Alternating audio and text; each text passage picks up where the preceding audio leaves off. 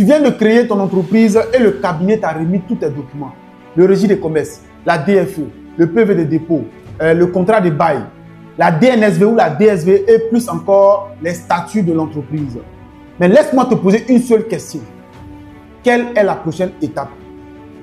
Alors, si tu viens de nous prendre en marche, je suis Mr. Diarra, l'éclaireur de business, celui-là même qui aide les entrepreneurs à développer, à structurer et à organiser leur business afin de gagner de l'argent.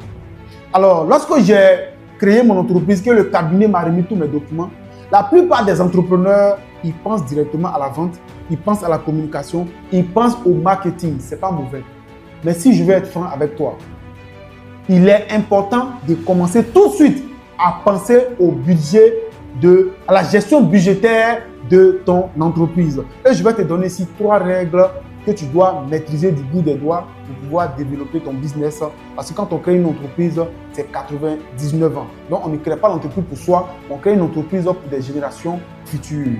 La première règle qu'il faut retenir ici, c'est de séparer ton argent personnel avec l'argent de l'entreprise. C'est-à-dire, l'argent personnel et puis l'argent de l'entreprise ne doivent même pas se croiser, même au feu rouge.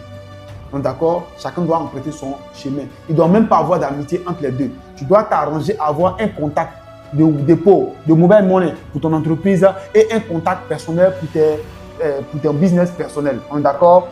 Deuxième règle qu'il ne faut jamais oublier, c'est de pouvoir avoir ici ce qu'on appelle le RRD, le registre des recettes et dépenses, et le BC, le bon de caisse. Ces 2 documents-là vont te permettre de pouvoir centraliser toutes les entrées et sorties d'argent. D'accord? Parce que si tu arrives à savoir exactement combien entre et combien sort, c'est-à-dire que tu as déjà fait un grand pas et ça, ce n'est pas négociable.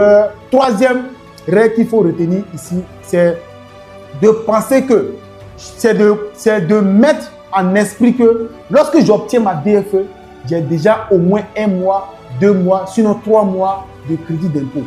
Et plus encore, je dois mettre un système en place pour pouvoir budgétiser tout ça. Je dois avoir le coût total du loyer, même si je travaille à la maison. Je dois avoir l'Internet, c'est combien, le transport, c'est combien, les salaires, c'est combien, la CNP, c'est combien. Je dois savoir également toutes les autres dépenses qui permettront de pouvoir faire évoluer l'entreprise, c'est-à-dire les charges fixes. Je dois avoir ce montant-là en esprit et noter quelque part. Quand tu as déjà ces 3 éléments-là, tu peux déjà développer ton business et aller de l'avant. Pourquoi je te dis ça?